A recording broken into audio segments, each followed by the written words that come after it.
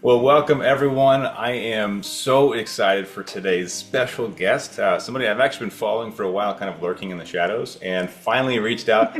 And we got Dr. Brooke Stewart here today, who's going to share with us some really exciting tips and tricks. But I'm also curious about some of these as it's a new topic to me. Now, Dr. Brooke, you've been living with type 1 for over 20 years. I saw you're a doctor of hmm physical therapy, which is fun for me because both of my parents are physical therapists and my wife's an Oh, occupational cool. therapist. Yeah. So I'm kind of involved in that world. Very curious to pick your brain about frozen shoulder and nervous system regulation, but especially movement as medicine and just kind of how this Yeah. all fits together. So, first of all, thank you for coming to hang out with us today. This is amazing. Oh, I appreciate it. Thank you so much for the opportunity. I'm excited to share all the things to help. And like I said, I've also been following you for a while too and watching all your adventures and all, not letting diabetes stop you from doing some really rad things. So it's, it's really cool when we finally get to meet, as close as we can in person. Right. Well, and I mean, as doing cool things with diabetes kind of is part of the career choice for us, you just finished a half marathon a couple days ago. Tell us about that. We'll start with that one. So I actually did a half marathon back in May. Okay. But then I did a Ragnar back in June, and then I just did it was a 5K for my diabetes clinic out here. Oh, this was a So 5K. Okay. yes, yes. But And you're training I for a am marathon. Is that correct? I am training for a Okay. marathon. That's I am amazing. with the Beyond Type 1 team at the New York Yeah. City Marathon. So very excited for that opportunity as well. That's coming up. That's in November, right? Yes, and I just joined the team about 2 to 3 weeks ago. I love it. You're like, So let's just go. I'm gonna get it done. yes, do as I say, not as I do, but I have been training and building a good foundation. So I felt very comfortable kind of jumping into this marathon training as well, Okay. with everything that I just said. So if I didn't have that foundation, it might have been, like I said, a different situation. But very grateful for the opportunity and excited to challenge my body in that way. So it will be my first marathon actually. So Ooh, very exciting. yeah, yeah, I'm Okay, very well, excited we'll about it. we'll keep an eye on the Instagram stories and see how your journey goes. Yeah. I appreciate that. Thank you. Yeah, but actually, speaking of kind of your journey, I've seen a lot of your stuff is kind of based around activity and adventure, and you mentioned mountain biking, hiking, and all this with you living in Colorado. So, how does this all fit into, if it does, your type 1 journey with your career choice? Was there an integration with that, or is it all just a perfect combination that happened to fall into place? Yeah, I feel like for me, I have always been an active person. I played soccer growing up for my entire life, and I always loved to participate in like action sports. I was diagnosed at such a young age where I felt like I was old enough to understand what was going on, but young enough to be like, okay, let's do this. Like, let's keep living life. And so I felt like that was something this mindset has always carried with me for the years I've been diagnosed. And I've always been someone that loves to serve others and to help. And so PT kind of was one of those professions that really fit into my interests and what I want to do. And when I started learning, when I was in PT school, I started learning a lot more about the human body. I was a personal trainer before, but when I started learning more into the physiology and also just how other conditions can affect recovery, I learned a lot about my diabetes management and how things like exercise and stress and other lifestyle factors could really affect my management. And so when I was learning about all of these things, I was like, I need to get this information out here. And so I actually started my first online platform, Sugar Bee and Me, as a way to get information out. I had no idea how amazing the community was. It was already very established, but Right. back then I was like, oh, I'm gonna be like the first one to get this information out to people and build this Right. diabetes community. And then when I joined, I was like, oh my gosh, this community is amazing. So it kind of just like fell into, this like everything kind of fit together. It made sense. And my mission to try to help individuals in the diabetes community kind of came with me becoming a physical therapist and also me sharing my journey and me sharing the activities that I love to do and people reaching out saying, I see that you're doing this. How are you doing this? I'm afraid to do this. Right. Or I was told not to do this. How are you doing it? And so, like I said, with all of those, years and experiences and people reaching out, I was like, this is what I'm feeling called to do. And I feel, very grateful to be in a position where, as a PT, I have the knowledge base and the understanding of how to keep things very safe for people, but also allow them to understand what's going on in their body. So then they build the confidence and that control that they want in their management. So that's what I'm starting to transition to do. I've worked with patients with all different conditions, all different ages, but I am just really excited to implement more of this PT into the diabetes community because it's needed. We need it. And again, I recognize it as myself as a type 1. So that's kind of how my journey has formed. And like I said, I keep kind of listening to what people want and what they need. And, I'm trying to provide it for them. Love that. Yeah, so you were a PT that became a PT, right? Personal trainer, a physical therapist. I joked with my like, look, I became a PT too. And my mom was like, oh, it's not the same. No, I love our PTs. I love our personal trainers. That continuing of care is so important for patients and clients. But yes, that's kind of the transition. I've always loved working and serving others. And so that's kind of how my transition happened in my career. Both of those worlds obviously centered around movement and how to do it appropriately, but how to build it with your health. Maybe to help us distinguish between good movement, bad movement, how do you, especially as a type 1, how do you distinguish between maybe causing too much inflammation, too much stress on the body versus finding the right balance of this is good for me, this is healing? That's a great question. And it does depend on what is causing the inflammation or the limitations or the discomfort, right? Because there's reasons like sometimes we just strain something. Sometimes I like to just say we tweak something. Sometimes, there's an acute flare for some other reason, but then something like frozen shoulder, which is, we'll get into that maybe a little bit later. The protective phase is actually really important because if we do too much, we can actually cause more irritation to occur in the muscles and in the tendons and in the joint capsule. So I think listening to your body is number one. Your body will give you feedback, right? Your body, this is what's crazy. And when I learned this in PT school, my mind was like, but there's a reason why you're in pain, right? There's an irritation, or again, there's some sort of discomfort, range of motion limitation, something that's causing that discomfort. So it's very valid. But the severity of your pain is actually interpreted by your brain, right? Like the tissue injury can heighten that pain, of course, right? But your brain still interprets what's going on and then determines the pain level based on other factors going on. So if you're in a very irritated, stressful state, your pain can actually be higher than people who are in a calmer state. Wow. So your pain is, again, that sign that your brain is trying to tell you, like, hey, listen, we need to either rest or we need to take a chill pill because things are irritated right now. So I think listening to your body is number one. Your body is the best indicator of what's going on. We just have to listen. And then if there is a prolonged, pain phase or duration, seeing somebody like a physical therapist is always beneficial because there might be other things going on. So it kind of depends, like I said, on what's causing the pain and then also what state you might be in. That can determine that pain level, and then where to go from there is like the next step. Love that. Yeah, and the reason I bring it up too is that we hear stress, inflammation, and a number of aspects of exercise where it's like it can be good stress or bad stress. It can be good inflammation, like when we work out, right? People think inflammation is just bad. It's like inflammation is also you healing your muscles that you just broke down, right? Exactly. So I think it's important to draw that distinction, but also to recognize kind of what you mentioned is that brain connection and our thought process of like, oh, it hurts. What is it, a bad hurt, or is it just burning because I'm exercising, right?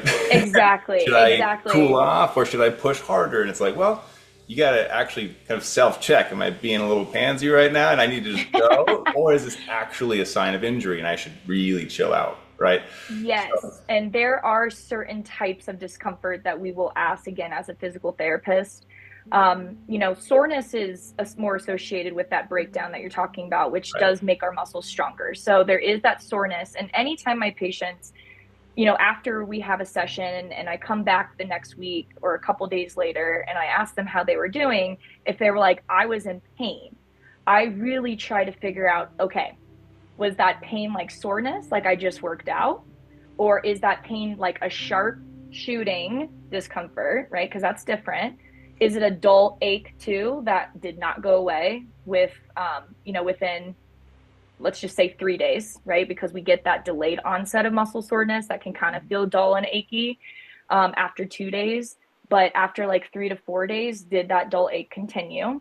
And then is it like a burning sensation, right? Like a firework just went off. So those types of reports from my patient tells me, okay, we might have done too much too soon. Mhm. Something else is irritated, right? Or your body just didn't like that right now, right? For Right. whatever reason.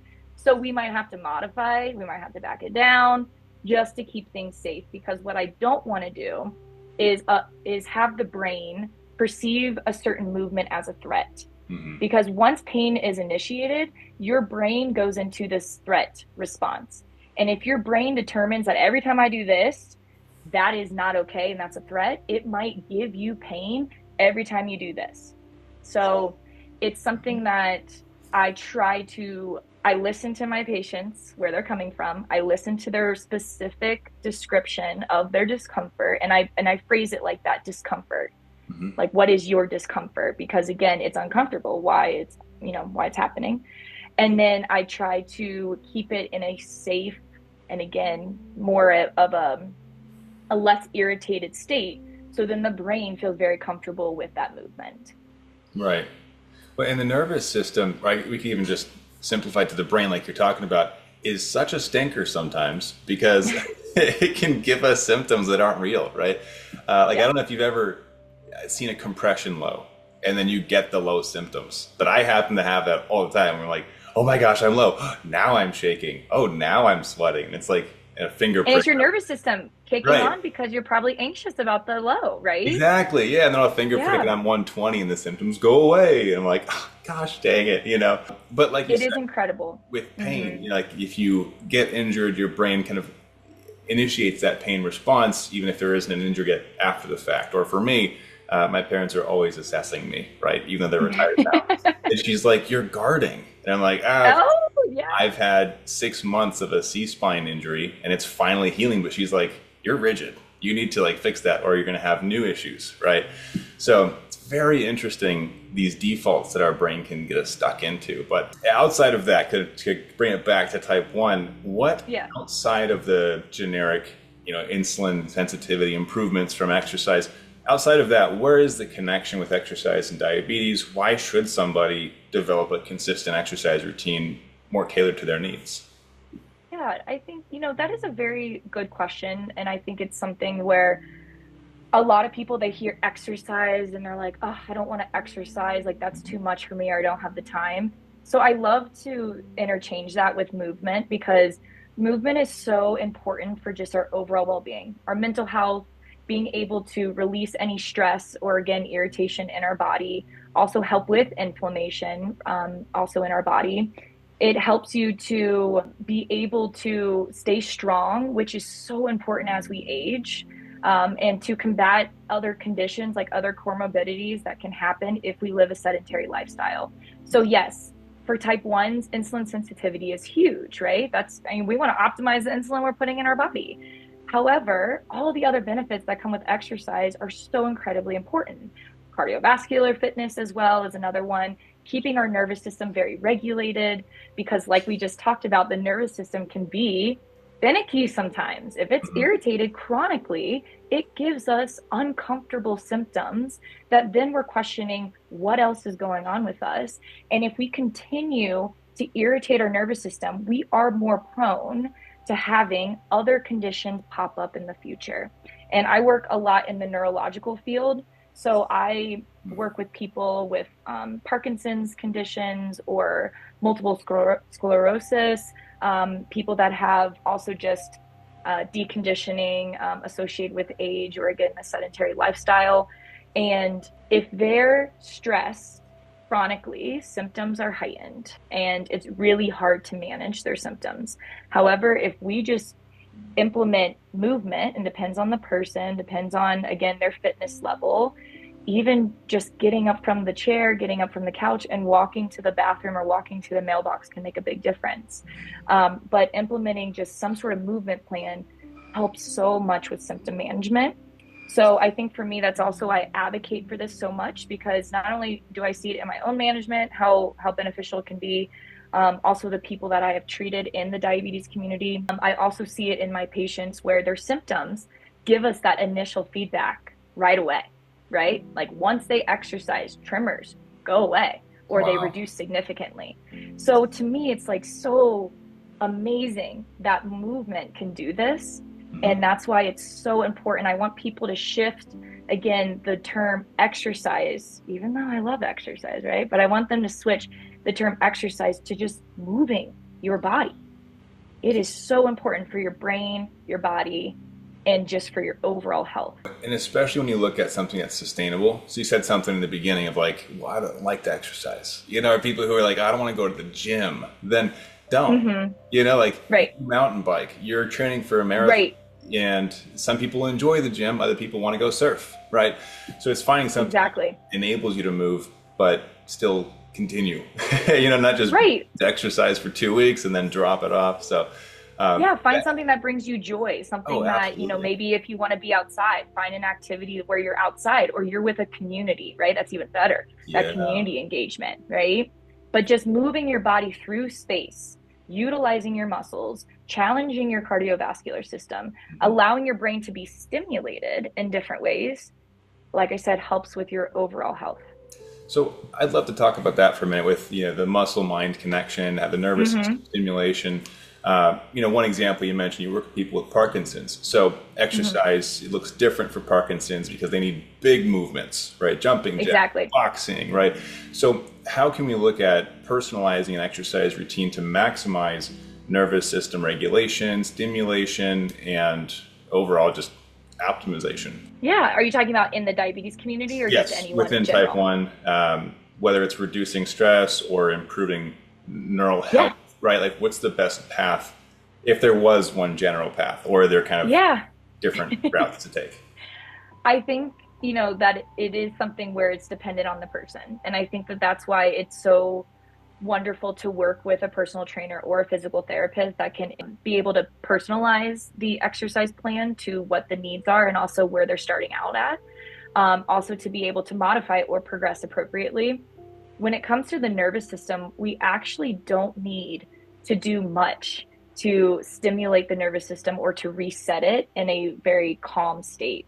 Like I said, something as simple as just getting up from some sort of surface and moving through space can be one of those things that help to reset the nervous system because you're getting out of one position, moving your body, stimulating the brain, even though it might not even consciously feel like it's being stimulated, it is when it moves through your environment. Shaking things off like this is a great way. I look at the nervous system when we're in a heightened state, so like a stressful, irritated, frustrated state, as higher energy. Because think about it, right? That sympathetic state, we have to get the heck out of there, right? It's that fight or flight. So we have Right. high energy in our body. So anything that releases that high energy is going to get us down to a lower rest or digest state. So again, something as simple as shaking it off can be one of those activities. Dancing is one of those activities. Walking, like I mentioned, one of those activities. Something that slows down your movement, like when you are doing some sort of chore, doing the dishes, cooking, even drinking water, slow it down because that can also help get you from a higher energy state to a lower energy state. There's a time and a place to increase that speed, right? Like if we're running late, we gotta increase that energy state to get where we need to go. But if we don't have a time crunch and we have the time to kind of slow it down, it feels really good in our body to give your brain those moments of low energy. So we're not continuously going like this throughout the day, right? We're like, we go up and maybe we come down and then we go up and we come down. So then the trajectory isn't so like high and severe. It's like, okay, that's normal for me to fluctuate between those two states, right? That's my physiology. But I'm not constantly living in this. Right. And so I think, going back to your original question of how can we really kind of personalize that plan for someone, I think it depends on the state that they're in, right? Are they chronically in a sympathetic state? And to be honest, living with type 1 diabetes, we are living in that state most of the time, right? Because our brain is in a protective state Hmm. all the time, monitoring our blood sugars, making sure that we are staying safe, stable blood sugars. If we are high or low, it heightens us, right? Because that's a threat response, right? Of like, uh-oh, that's not okay. What do Right. I need to do? So I never really realized myself that I was living in a sympathetic state, not only just living with diabetes, but also the lifestyle I was living, right? Always go, go, go, traveling, doing all these things. I'm a higher energy person to begin with. Now you add in lifestyle, and now you add in, again, 24/7 management. I was constantly living in that sympathetic state, and I never even realized it until last year when I had a really bad bout of burnout. Hmm. And it was a big eye opener for me. And so doing simple changes in my lifestyle made a huge difference for me. So again, my level of fitness, like I love those action sports. I love that high endurance. I love to go, go, go. But I actually had to calm it down more than I ever have before Yeah. to get my nervous system back to a regulated state and to feel balanced again in my overall life. So, like I said, it kind of depends on the person, depends on their lifestyle, and depends on, where they're living in that state. That really kind of determines the plan and the exercise routine for them. That's huge. You mentioned balance a couple times, and we actually just got back from vacation. It's an 11-day vacation, and I worked at least once a day until the 11th day. And I was like, oh, shoot, it's the last day of vacation, and I haven't actually gone on vacation yet. Mm-hmm. So for me, Mm-hmm. I was chatting with my dad that morning, and I was like, I realized there is no generic advice for improvement other than it's typically equal and opposite. For me, I'm very high energy too, do a lot of stuff. So for me, Mm-hmm. balance looks like the opposite, chilling out, relax. Right. Some people are very relaxed. They need to work harder. It's like equal and opposite. But with the nervous system regulation, you mentioned that as well. Finding that balance of, chilling out, or sometimes it is good to bring in stress a little bit. Yeah. I don't know if you follow Alex Huberman at all, the Huberman Labs podcast, Mm-hmm. but Yeah. he even talked about everyone's freaking out about cortisol. He's like, you actually want cortisol You earlier in need it. the day. It's a good thing, Mm-hmm. and Mm-hmm. It you wakes you kind of, up, right? yeah, Makes you more you alert. have to Mm-hmm. stress your body out. This is what workouts do, and the cold water, all these things. I'm like, yeah, that's a good point. Again, balance. There it is. So within our, of course, we want to balance blood sugars, but balancing a workout routine, balancing nervous system regulation. You mentioned there's a couple simple things you did since maybe missing on the balance with the burnout, and I've certainly been there too. What are those Mm-hmm. simple tricks or shifts that you made that made a big difference? Yeah. So, we could talk about nervous system like in a whole other episode because it's interesting, it's complex, it's amazing, but it really rules our world for everything that we do in life. Um, and again, as a physical therapist, I educate my patients all the time in this, but I didn't see in myself how much it was actually affecting me. Like I said, living with the 24/7 management, the Right. lifestyle I was doing. I didn't realize that I needed, like, going back to that balance. I needed that balance. I was go, go, go, all gas, no brakes all the time. And until I got to what we call a freeze state in the nervous system, which means I actually have so much energy in my body goes through a protective state called freeze to really, it's like survival mode because my brain was saying, Brooke, you are doing too much all the time. And this is probably going on for years. Like I said, I've always kind of been this person for as long as I can remember. But you're doing too much and you need to stop. So truly, I was in a freeze, meaning that I could not get myself to go work out. I had a very hard time even getting up out of bed because my body just felt frozen. Like that is like the best description because again, we call it a freeze state because you truly feel like I cannot move. And so to a lot of people that freeze means like, oh, I'm actually in that lower energy state, but no, it actually means that your body has so much built up and there wasn't enough being released that that's your survival mode at that point to keep you alive. Um, and so it's kind of like when you see the fainting goats. It's like the same Yeah. thing, right? They're so revved up and then boop, they do that. It's kind of that same Right. analogy. So for me, it was a big eye opener of, okay, actually have to do less. I started saying no to things, which is not typically, what I like to do, but I started saying no to certain things. I actually put in blocks and breaks in my work schedule in order to give myself time to reset because I was going from one patient to another, to another, to another, and I needed a break myself. So even though that was like very hard for me to do because you know, I've always been very proud of my work ethic, I was like, I actually have to do less Right. so I can still be present for my patients, right?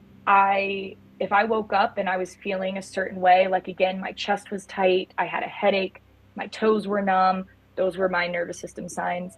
If I woke up and those were my signs, I did not do much. I either journaled, I just sat there in silence and did some deep breathing. I went on a walk in the morning to really just try to get myself regulated before going to work. And I really just stepped it down. And that, like I said, hasn't been my style for years.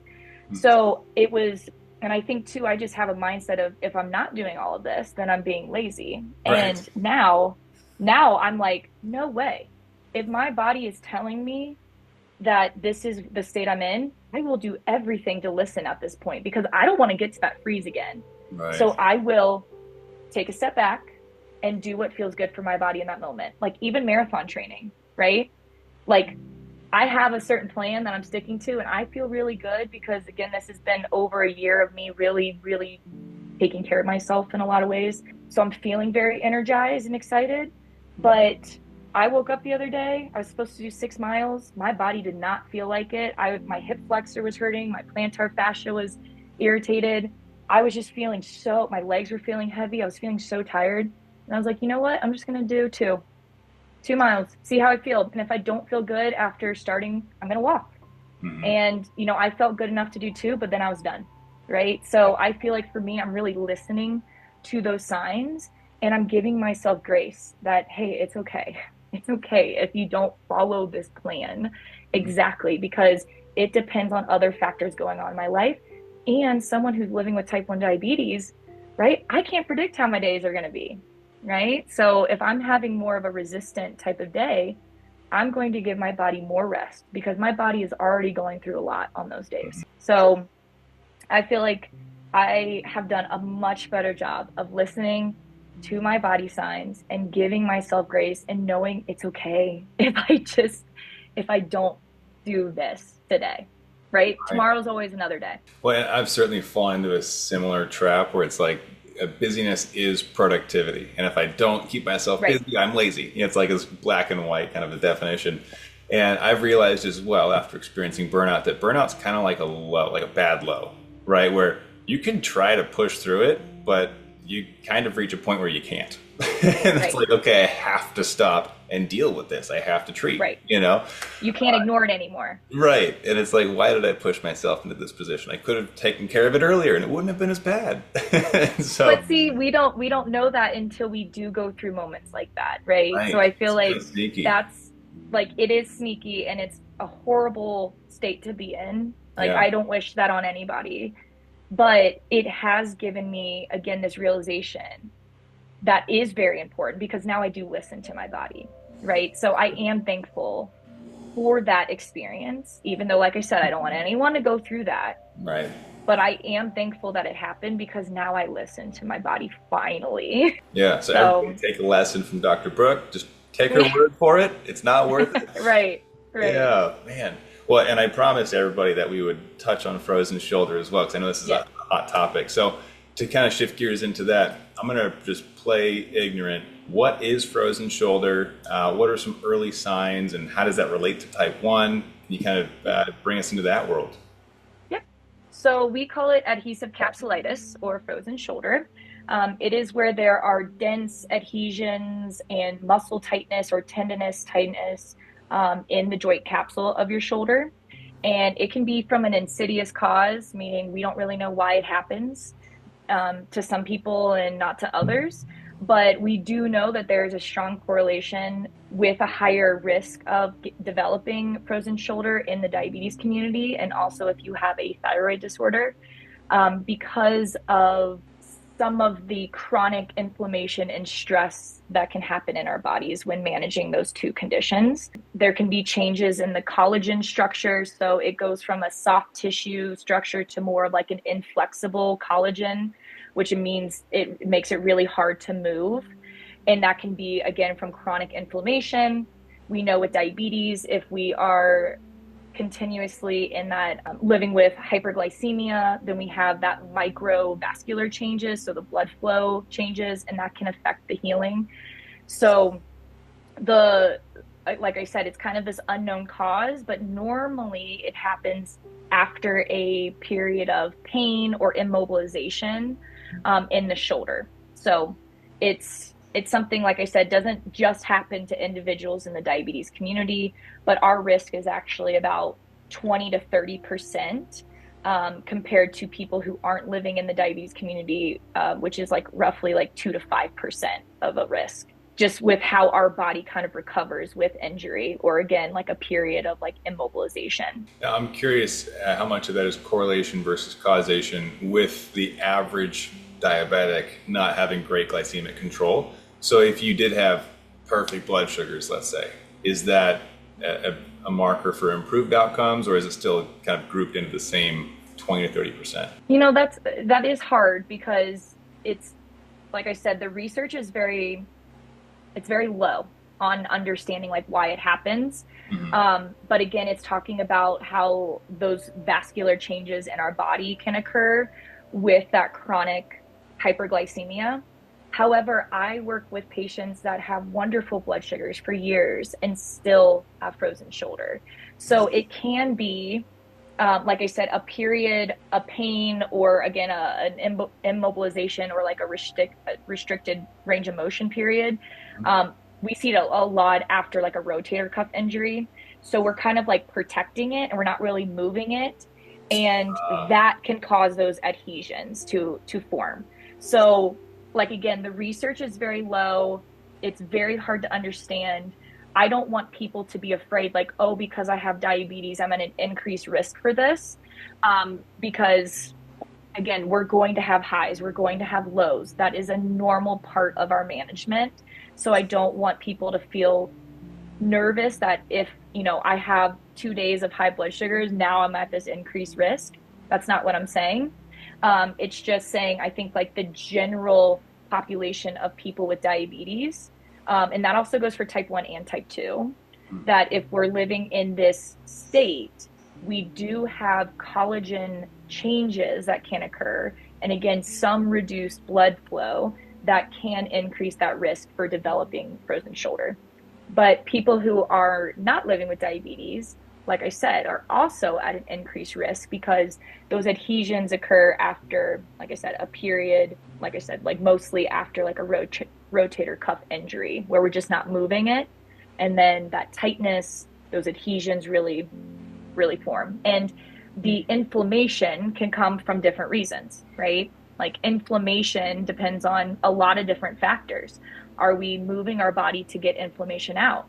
Are we fueling our body with good anti-inflammatory foods, right? Or are we eating a lot of inflammatory foods? Right. Are we living with chronic stress that ramps up inflammation, right? So those are other factors to go into play, not just the risk of the high blood sugars. So I Right. just think, again, with us, the chronic inflammation can occur because we might be living in a chronic stressful state as well if we don't really or if we don't utilize stress management techniques. So within frozen shoulder, then what are some of the early warning signs? When somebody might Yeah. have to start looking into this. Yeah. So the first one is pain. Typically, it's pain in the shoulder, and then restricted range of motion. Typically, we see a restricted external rotation, which is when you bring your arms out like this, or if they're up like this, if you try to bring them back. Um, and that is a very early sign. Also, pain at night. So that's another biggie where if you have an injury to your shoulder, usually it hurts with movement, right? Because we're getting those tissues moving in ways that are irritating them. However, with frozen shoulder, it can be pain at night and at rest. So those are also typical signs. There are four different stages of frozen shoulder, so it kind of depends again when a person comes in, we kind of diagnose them with a specific stage of frozen shoulder depending on their mobility restrictions, their pain level. But the typical signs, like I said, loss of range of motion, especially with like external rotation, or if you try to lift your arm, it's very, very painful and hard. And then the pain at rest and at night. Very interesting. So the pain at rest and at night, just to add some clarity there, is it more in a specific movement Area. or rest? So is it, in other words, is it only if I sleep like a puzzle piece? Yeah. Like, oh, that one hurts. Or is it like if it's just painful at all, it's just a constant throbbing pain? What does that look like? Yeah. It's a constant throbbing pain. Oh, It's a okay. constant, just like it's going to be really hard to get your arm actually into this position. So for one, the restrictions are there. But then two, if you're even just resting your shoulder down to your side, it is extremely hard to move it. And again, it feels uncomfortable. It's like this just dull, aching discomfort. Another typical presentation is when you're walking and one arm's just staying close to your side and the other one's swinging freely, because as we walk, we normally have this natural arm swing. So if your shoulder just feels kind of locked in, then that's another typical presentation that we see. So it sounds like part of this might also be due to guarding in a sense. Is that fair to So say? yeah, so that actually it's like a secondary effect that can happen, because when we are in a lot of pain, or again, we're not moving our shoulder, we kind of get into this guarded, what we call protective state. So it's like rounded shoulders, more forward position. Everything's kind of like tight in this region, because again, your body is trying to protect that area. And it hurts, right? When you're in chronic pain at rest, with movement, and when you're trying to sleep, that is incredibly frustrating. So talk about the nervous system ramping up for one, right? And when our nervous system ramps up, it tenses up our muscles. That's just a natural response, again, to our physiology of when we get into that sympathetic state, those muscles tighten and kick on because we got to fight or flight, right? So when we're in that heightened pain state, the nervous system's ramping up. And then again, those muscles start to tend or start to tense, and we get into more of this posture right here, especially in the upper traps, or what we call the levator scapulae.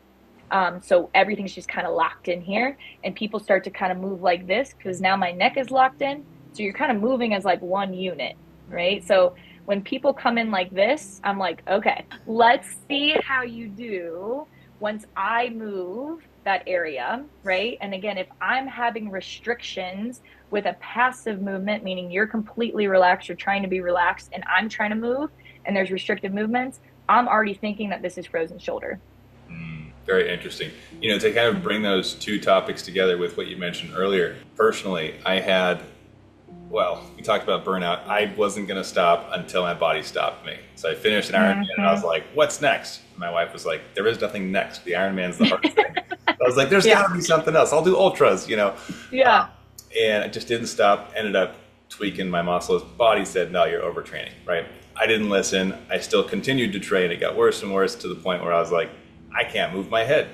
And it actually, about an inch, that was the extent to which I could look. I was like, uh-oh. And so I had to stop and let it heal. But certainly led to more guarding as well. A lot of the things you mentioned, it wasn't frozen shoulder, but very similar outcomes where the body keeps the score, as many of us have heard, right? But in the realm of frozen shoulder, I had a different path for healing. But what is the clinical path that people take with frozen shoulder? Can people treat it at home if they have early symptoms? And what does the recovery from this look like?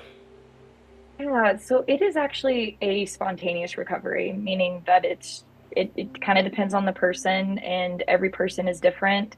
There's just again like this spontaneous time where okay, things are actually starting to feel better. I can move a little bit, and that is the average time is about 2 years. So, like I mentioned, I know. So as I mentioned earlier, there are four phases that this frozen shoulder can go through. The first phase is this like 0 to 3 months, what we call that painful phase. And like I said, it's where pain is really ramped up. You're starting to notice some immobilization in the shoulder. Like, again, why can't I reach back for my wallet? Why can't I wash my hair anymore? Why can't I, scratch my back? Like, those are the type of things like, why is this happening? It feels really hard to do this and it hurts me, right? And then also, if my arm is just rested to the side, it hurts me. So there's this window of okay, what's causing it? Could it just, not to say just an injury, but could it be an irritation to the soft tissues? Could it be like a rotator cuff injury? What is that, right?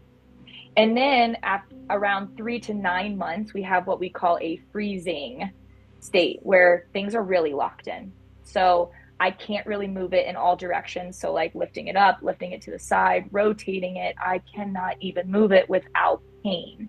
Hmm. And again, that's when things like people are very frustrated because they're like, I just want to get back to you know, my activities. And it's just Right. like that shoulder is locked.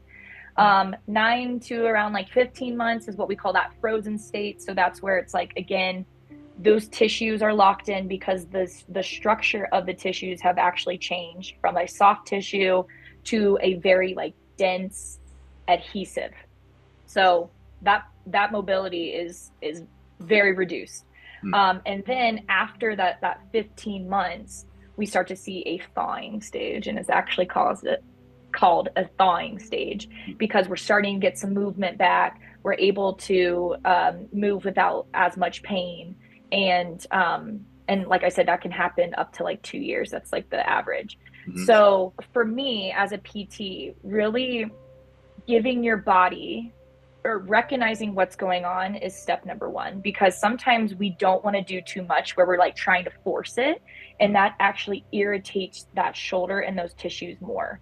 As a physical therapist, I always recommend, if you're recognizing these signs, going to see a physical therapist is probably going to be, not probably, it will be your best next step, because your physical therapist will be able to determine what stage are you in, and that also can build you a nice plan depending on the stage that your shoulder is in to keep those tissues healthy and to allow mobility in a safe way. So sometimes we get in with a passive movement, like again, someone is actually moving your shoulder joint yourself or themselves, not you, because we don't want to activate the muscles, but we're actually just moving it in a very safe way in order just to get those tissues to stay healthy.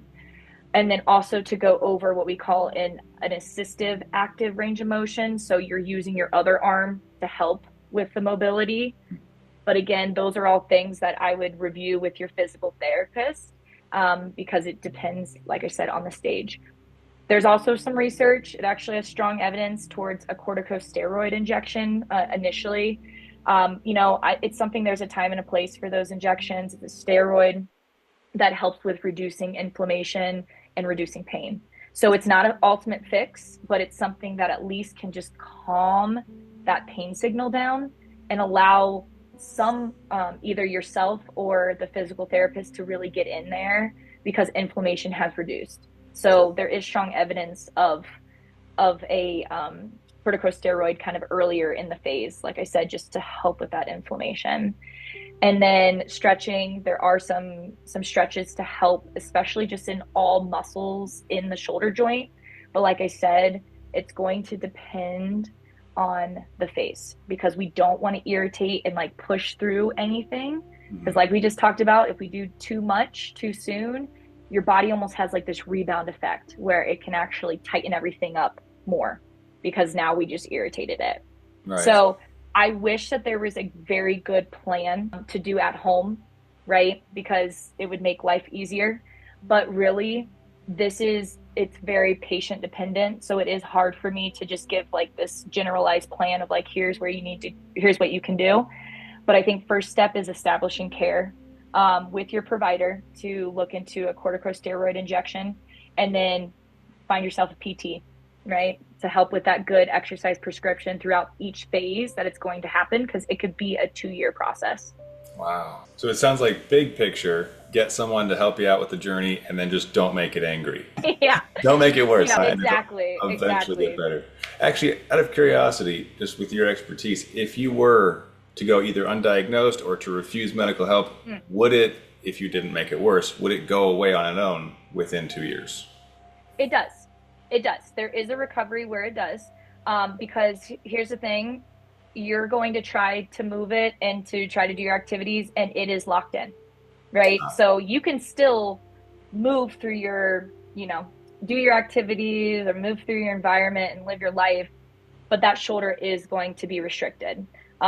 So seeking help can be really helpful for pain modulation too, right? Just like, what's the safe movement? What are some modalities I can do to reduce pain more in a conservative way, right? But it will recover. And I know this from personal experience through my parents. As much as I love them and, I'm their daughter that's a physical therapist, they do not like to listen to my advice and my information and instruction. So both of my parents have actually had frozen shoulder, and it spontaneously recovered after about 2 years. Yeah, and they didn't do. I was They just did going to not go say, see it. imagine, oh, go ahead. Well, I was gonna say I gave them exercises and the instruction like I'm giving you, and it still recovered on its own. But could we have sped up the process? Maybe. And also, could we have modulated the pain a little bit more? Yes. Right. So it depends on, your comfort level with seeing somebody, and that's, absolutely understandable. Hey, it's like, know that there are ways out there and there are resources there to help, but you really have to be ready for that. But it will recover on its own. Yes. Right. Yeah, I was just imagining like me as a stubborn grandpa. My wife's like, "You go see a doctor." I'm like, "I'll be fine." And then just 2 years, Exactly. like, I'll figure it out. And then one day it gets better. I'll be like, "I told you so." No, exactly. And like, again, it does get better. Oh But man. we can optimize the outcomes, and again, and speed up the process and just help with the pain if we do it in a safe way. Gotcha. Optimize. I think that's the key word. I like optimal function and health Yeah. recovery. That's a good thing. Yes, exactly. Cool. Well, I want to do some rapid fire questions before we run out of time. So I want Okay. your Yeah. time too. So, one, you've had type 1 for over 20 years. What is the top one or two golden nuggets that if you had to give to a generic audience, you would tell them? Oh man, good question. I think my biggest thing that I love when someone comes to me, like, how are you doing this? I want people to know that you are not limited. You can still live the life you choose, but we have to plan, we have to monitor, and we have to correct when we need to correct. But your life does not stop when you are diagnosed with diabetes, right? You can still do all the things that you love to do. We just might have to do it again in a different way that keeps us safe. So I think that is like my biggest tip to people, that you're going to be okay. There are, there are resources out there to help if you do feel lost, but know that you're not alone and you can still live the life that you choose. Love that. So more mindset related, sounds like has a foundation. What about a practical like blood glucose management type of tip? Ooh, yes. So I think the biggest thing is just keep moving.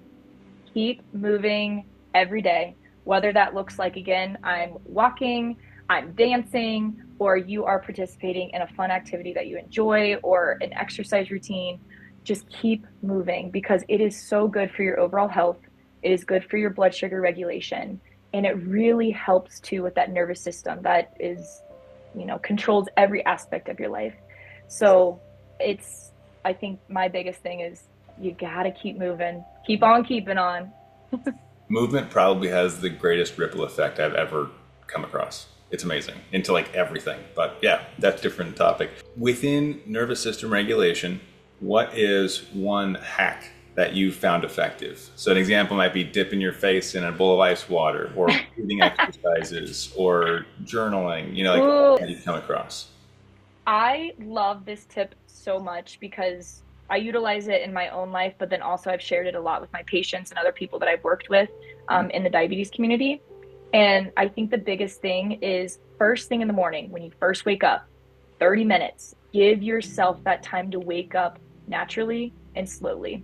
Whether that means you get ready, you go on a walk, you journal, you do whatever feels good for you for that 30 minutes, but try to stay away from this, right? If you have to check your blood sugars, that's one thing, but give your brain a time to naturally wake up instead of stimulating it from one thing after another for those 30 minutes. And you will set yourself up for a better day compared to when we wake up and we instantly boop, expose ourselves to something like this. So I think that is like the most helpful hack that, like I said, not only works for myself, but for a lot of people that just feel like very anxious or stressful. It's something that's simple and it takes some discipline, but it goes a long way. Love that. That's huge. Last one, go to low snack. Ooh, I love applesauce, like the go-go squeezes. Um, Yeah. so that's like my favorite when I just want like a little substance. Yeah. But I don't know if you have heard of glow gummies, I have. but Yeah, it's actually yes, spoken with the founder. Naomi, I love her. Yeah, She's she's cool. wonderful. So I that has been my go-to for my activities actually right now. Very. So I kind of switch it depending on what I'm doing and what I'm feeling. Ooh, follow-up question then. You're training for a Yes. marathon. What's your fuel? So glow gummies has been one of them, but Okay. actually Tailwind has been Yeah. another. Tailwind is another that I'm going to trial because normally I do every 20 to 30 minutes I fuel, but Mhm. I'm actually going to trial every 5 minutes taking like a couple sips of the Tailwind and Yep. seeing how that. So I'm gonna experiment with that and see because I've heard that that's might be a better option. It's a stabler line for sure. If you can Mm-hmm. if you can master the volume per sip, that's the tricky part. Like a big sip versus little sip, but Right. love the idea. Yeah. Yeah. Very cool. All right. Well, this was amazing. Where can people find you? Website, Yes. social media. I know people are going to want to dig into this. So, yeah, where can they find you? Yes, I would absolutely love for anybody to reach out if you have any follow-up questions, or again, if there's just someone you need to talk to. My Instagram is diabetes, or sorry, dynamic diabetes, and I have a website. It's dynamic-diabetes.com, and I'm an open book, so I am here to answer any questions or just be a listening ear if somebody needs it. And for our visual learners, let's see the shirt. Hold it up. I see you're wearing it. Oh yeah. Yeah, there it is. I love it. The dynamic diabetes. Dr. Brooke, it's been fantastic. I have a special connection with PTs. It's fun because my parents, I'm like, oh, she's a physical therapist. I got to talk with her. And it turns out you have just a whole treasure chest of knowledge that we get to dive into. I know we're just scratching the surface, so maybe we'll have to have you back on too. But thank you so much for your time today. I know it's valuable and it's been incredible chatting with you. Thank you. Matt, thank you so much for the opportunity. You are wonderful and just such a good advocate for this community and a great role model to a lot of us. So I appreciate it. Thank you so much. Well, thank you. And everybody else, thanks for hanging out. Drop any questions you have in the comments, and we'll see you guys next time. All Keep up right. the fight. Bye.